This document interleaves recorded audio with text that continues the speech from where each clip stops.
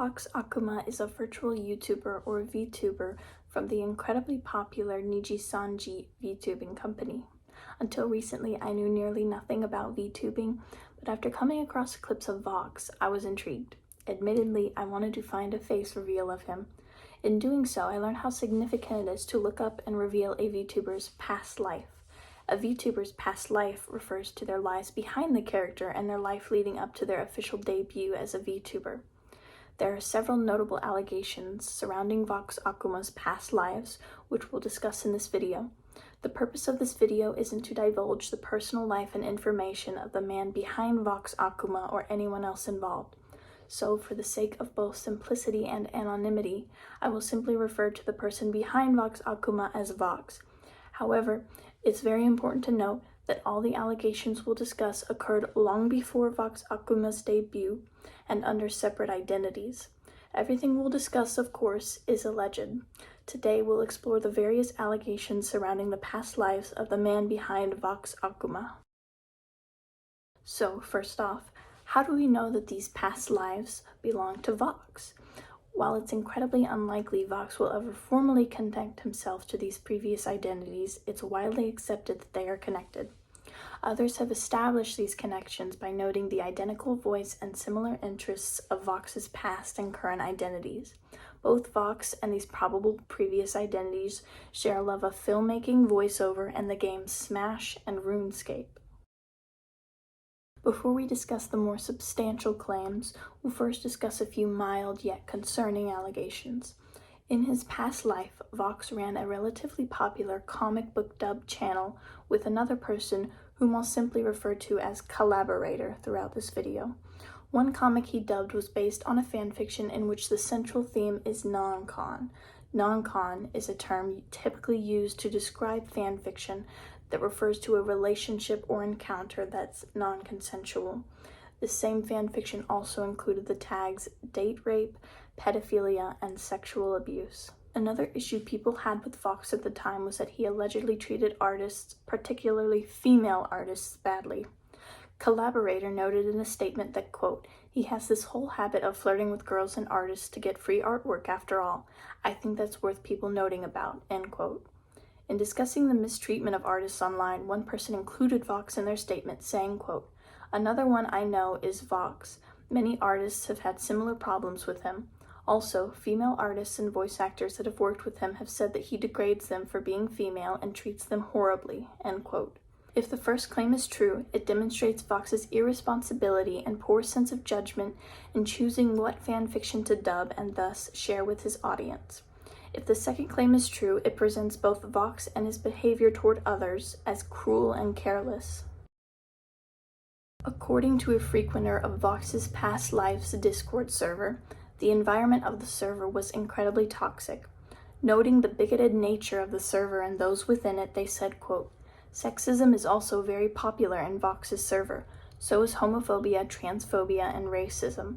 It doesn't all come from Vox, but very often he will let all types of hateful comments pass without saying anything on the matter.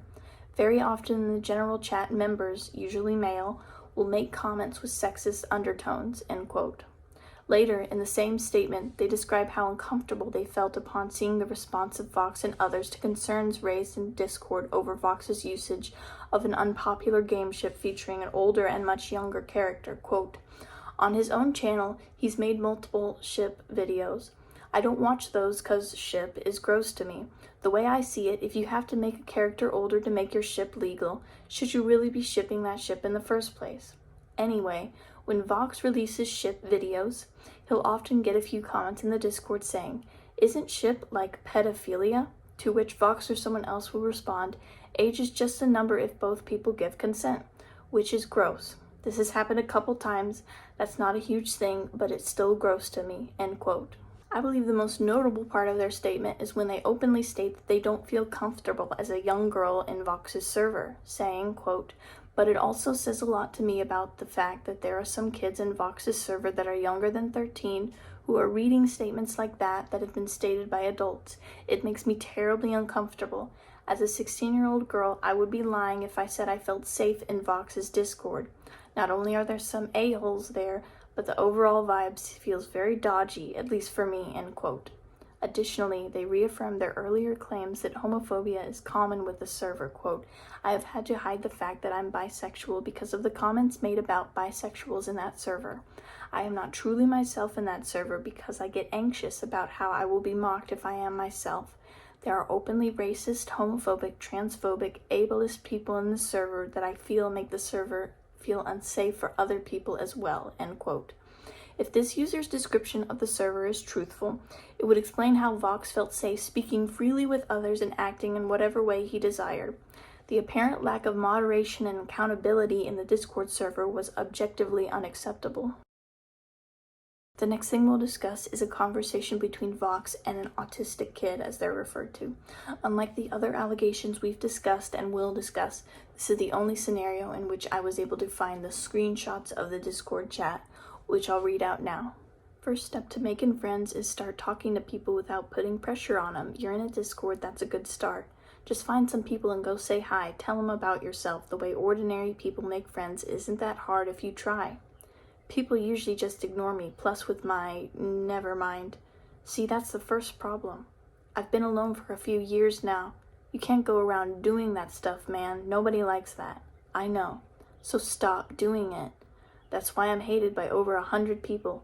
It's really not that hard. If you want to be friends with people, don't pressure them by talking about how miserable you are. Newsflash, we're all miserable, but not everyone has to be a D about it, man. It's my stupid autism and my stupid life and my stupid feelings. Dude, I'm not even going to keep talking about this because you're not going to listen. But honestly, the key to being friends with people, treat them with respect, get to know them before we start with this stuff. Just treat others as you would like to be treated. I mean, how intimidating would it be if some stranger you've never met before comes on up like, hey, can we be friends? I'm really miserable because of my stupid autism. If that's where your mind is at right now, I'm sorry, man, but seriously, this is a skill you can learn, and easily too. When I was smaller, younger, less experienced, I just wanted to say hi and hug everyone I met. It's not easy, but you can do it. Of my family? Good Lord, this is the issue. You're using your stuff as an excuse to just give up. How the heck is anyone supposed to want to be friends with you if you're so blind to the people who are very busy, who are taking their time to give you a hand, wink, wink.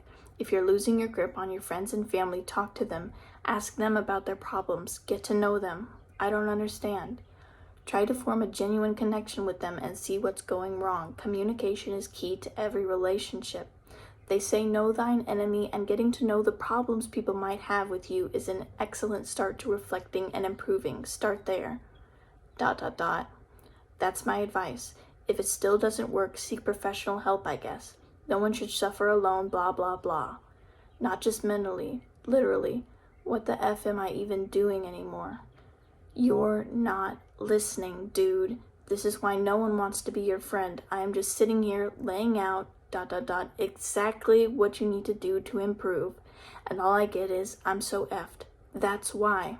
Hearing you say that, you have a poopy attitude. Makes me think maybe I don't have any friends at all.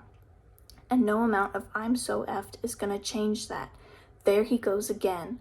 I just ruin everyone's lives. Jesus effing Christ. And he sends a gif of a person talking to a wall. ...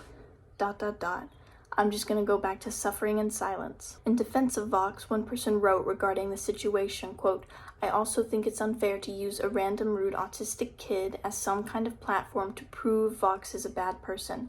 That kid was unreasonable, and anyone put under that pressure has no obligation to take care of them. It's unfair to unload your grievances on people all the time. That behavior is unacceptable. People on the internet are not your therapist. Do not treat your favorite content creator like a therapist, end quote.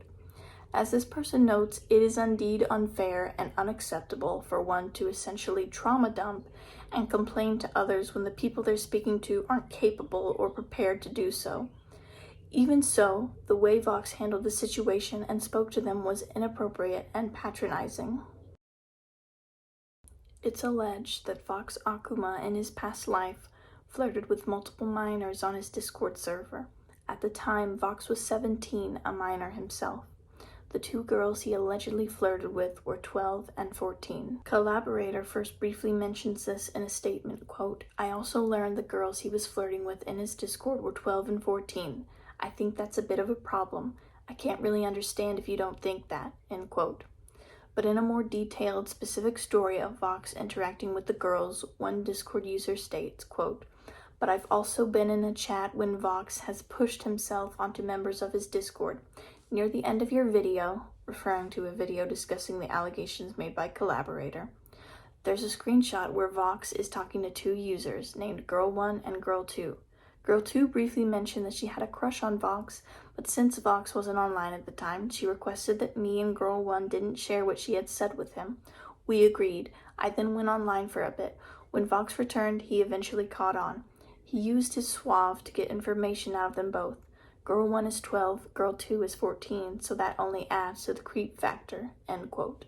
One person adds, presumably referring to Girl 2, quote, "Vox is a very manipulating person. He dated a girl that didn't want to go to bed with him, and so they broke up. Vox somehow putting the blame on her by saying her anxiety problem was putting pressure on him. She was 14 and he was 17, almost 18, which is obviously alarming," end quote. A comment from Wikitubia alleges that any flirting between Vox and the girls wasn't flirting at all, saying, quote, "As for the flirting, from what I've heard, none of it was serious and was a joke, according to a mod that was in that server," end quote. It's important to note that regardless of whether the flirting was a joke or not serious, it would have still been flirting, and thus the conversations would still be flirtatious and inappropriate. Let's now look at a comment made under Collaborator's video by Girl 2. "Please read now. This is important. Oh my gosh, those messages around timestamp were me. I only did it as a joke. It wasn't intentional. I could tell he was only playing, joking around. He was not assaulting/flirting with me. I'm Girl 2, and I was just joking around in a chat about his voice because I saw a live stream where so many people were like, 'Your voice is amazing.' And so I thought, wouldn't that be funny? But it wasn't properly something. I said he would agree with me anyway because I knew he would agree about his low, cool voice. There. Also about the autistic kid, that was logical. I can tell he's helping. When someone feels like that, always focusing on the bad things, it's very hard for that person to love anything or anyone. I've been there, so don't you dare say that I don't know. This was a little silly at first, but this is a whole nother level." Sighs. "Look, I lost my cool and I'm sorry, but can we have a real discussion on Discord where I can tell you the whole thing, calmly and rationally?" And in another comment they say, "Honestly, I don't believe this.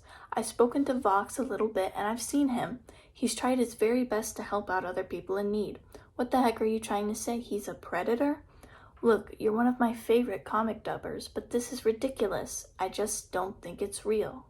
Assuming that when this comment was made, Girl 2 was still around the age of 14, it would make sense for her to challenge the allegations against Vox. Because of her young age and supposed victimhood, it'd be impossible for her alone to deduce whether the conversations and overall situation were inappropriate. Vox's age in this allegation is a crucial factor to consider. Because he was a minor, whether the situation could be considered inappropriate could depend on one's opinions and morals. So let's discuss the legal implications of these rumored chats. For the sake of this discussion, I'll assume Vox lived in the UK at the time and thus focus on the laws of the United Kingdom. According to Section 67 of the Serious Crime Act 2015, to have committed the crime of sexual communication with a child, 5 things would have to be true. 1. The perpetrator is over the age of 18. 2. They intentionally communicate with a child under the age of 16. 3. The perpetrator does not reasonably believe that the child is over the age of 16. 4. The communication is of a sexual nature or is intended to encourage the child to make a communication which is sexual. 5. The perpetrator was acting for the purposes of obtaining sexual gratification. From the first factor alone, Vox would not be guilty. At the time, according to several of the statements I viewed, Vox was a minor at the time, in some cases saying he's 16 and others 17. With the little evidence we have, we can still deduce the fact that Vox wouldn't be legally liable for his actions. However, whether the alleged flirting he engaged in was inappropriate is solely up to the individual to decide. Moving on, another smaller allegation against Vox is that he cheated. This allegation doesn't have as much information as others, and I believe it was quickly disproven, but I'd still like to include it. Someone first alleged, quote, Vox dates 3 other women at once, and after it's all ended and broke up, he still says it wasn't his fault at all, end quote. Another person acknowledges and refutes this claim, quote, misinformation 4. Vox cheated on all these girls. Reality. There are no screenshots confirming most of these alleged relationships. What did I want? A simple screenshot that has Vox confirming his feelings for the girl involved and the chat surrounding that confession. There's none of those, end quote. They continue, quote, and implying the relationship may have been overlapping with the relationship with person 1, and then it's immediately debunked because person 1 speaks of comforting him over the breakup. From the video audio, person 1 and Vox began dating. I don't know for sure if he was cheating on person 2 with person 1, since neither of them really have concrete dates for me, but it was either like a few days after he broke up with person 2, or it was at the same time. Person 1 says, friend was telling me, oh yeah, Vox either got dumped or dumped his girlfriend and stuff like that. The idea was to say Vox is manipulative, end quote. These statements include all the information I could find regarding this allegation. There isn't much information behind this claim. It doesn't seem to have much credence to it. When I first found and examined the allegations against Vox, I was shocked. What I found later, though, that I feel is most alarming is ironically a claim made against a friend of collaborator. The first instance of this allegation placed blame on Vox as they stated, quote, he also took sexual advantage over collaborator's friend when she was drunk. Again, he denies that, end quote. This would later be corrected by several people. One person acknowledged and refuted this claim, saying, quote, misinformation 6, Vox assaulted collaborator's friend. Reality, Vox was the minor. He is also a freaking small dude. In that situation, extremely drunk. She started the part of the story by explaining that collaborator's friend becomes flirty when she's been drinking. They were both drunk, but the minor got the blame. In all the screenshots that Vox talks about it, he sounds constantly shamed about it, like he has to take fault because he's a boy, despite the fact that if they did have sex, collaborator's friend would have been guilty of statutory rape, end quote. Another person divulges more details and information regarding the situation. Quote, you, collaborator, are 20, Vox was 17, and collaborator's friend was 19. You were in Virginia at the time. The age of consent is 18 and the drinking age is 21. You were all drinking at below 21. That is, in fact, illegal. And for the age of consent thing, Vox was under 18, making out with a 20-year-old. I don't care how drunk she was. She could have stopped it. He said she started it, which means she could go to effing jail for trying to F a minor, end quote. A Wikitubia reply summarizes the situation, stating, quote, it was more of the other way around with the assault case. Vox was given alcohol by 2 adults who knew that Vox was a minor, which one of them being collaborator herself. They all got drunk, all of them were underage drinking, and one of the adults had sex with Vox under the influence. In that video, the 2 essentially admitted to crimes. No matter how big or strong or tall Vox is still a minor at the end of the day. And like collaborator herself said, the older person can put a stop to instances like these, to which in this case, the friend didn't do that. Collaborator's friend did statutory rape, which is a crime. These quotes, despite the fact that if they did have sex, collaborator's friend would have been guilty of statutory rape. He said she started it, which means she could go to effing jail for trying to F a minor. And collaborator's friend did statutory rape, which is a crime, is all true. As these statements mentioned, the meeting of Vox, collaborator, and collaborator's friend took place in Virginia. If something explicit happened, collaborator's friend would indeed be guilty of statutory rape. Virginian law is incredibly strict when it comes to situations like these. Romeo and Juliet laws in Virginia serve only to protect 2 minors close in age. It wouldn't protect collaborator's friend, an adult, if they did engage inappropriately with Vox, a minor.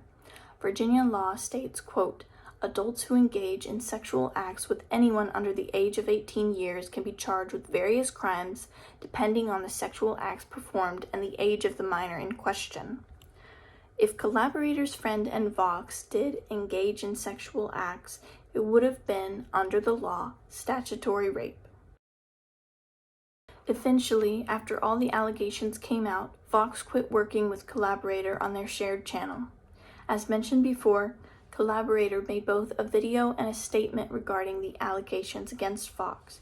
In their statement, Collaborator claims that after leaving the channel, Vox slandered them. Quote, Vox would repeatedly slander me to other people in public discords and would trash me anywhere he got the opportunity to. He was very bitter about me not allowing him back on the channel, which I suppose I understand, but he quit in the first place, so I don't know why he couldn't let it go.